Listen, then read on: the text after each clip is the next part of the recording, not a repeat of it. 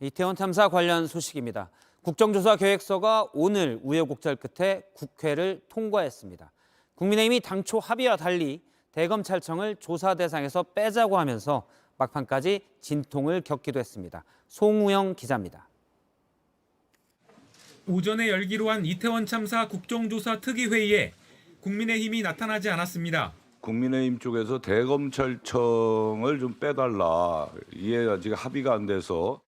전날 여야 원내 지도부가 조사 대상에 대검찰청을 넣기로 합의했는데 여당 일각에서 반대가 나온 겁니다.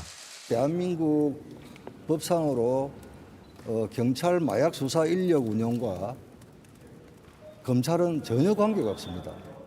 대통령실도 불만을 드러냈습니다. 국회를 찾은 이진복 정무수석은 대상이 아닌 기관을 부르는 건 목적에 어긋난다고 말했습니다. 더불어민주당은 반발했습니다. 하고 싶지 않았지만 어쩔 수 없이 합의에 이르러놓고 또 사소한 핑계들을 내세우면서 진상규명을 막으려고. 한때 협상이 깨지는 거 아니냐는 우려까지 나왔지만 여야는 대검을 조사 대상에 넣되 마약 관련 부서에 한해 증인을 부르는 선에서 합의했습니다. 이런 우여곡절 끝에 국회는 찬성 220표, 반대 13표, 기권 21표로 국정조사 계획서를 통과시켰습니다. 본격적인 조사는 예산안 처리 후에 진행됩니다. 하지만 대통령실 이전 예산 등 쟁점이 많아 예산안 통과 시점을 예측하긴 힘든 상황입니다. 국정조사는 수사와 달리 강제조사가 불가능하기 때문에 맹탕조사에 그칠 수 있다는 지적도 나옵니다. JTBC 송우영입니다. 이태원 참사 당시 현장을 지휘했던 용산서방서 팀장이 오늘 경찰 조사를 받았습니다. 특별수사본부는 해당 팀장이 이른바 골든타임에 제대로 대응을 못했다고 보고 있는데 소방에서는 실제 골든타임은 이미 지났었다며 반발했습니다. 특수본과 소방이 골든타임이 언제냐를 두고 부딪혔습니다. 윤정주 기자입니다. 특수본은 어제 용산서방서 현장지휘팀장을 추가 입건하면서 골든타임이란 표현을 썼습니다.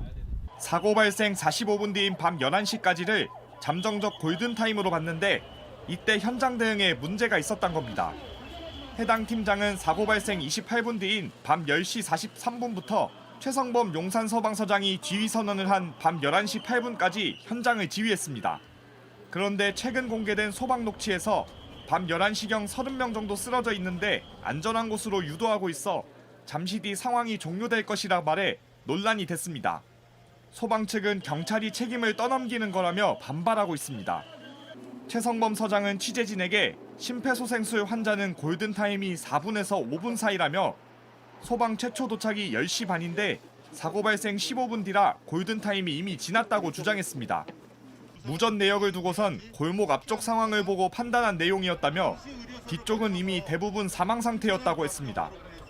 이에 대해 특수본은 입건 이유를 설명하려 골든타임이란 표현을 쓴 것이라며 제대로 현장 대응을 했는지는 수사를 통해 밝혀질 것이라고 해명했습니다.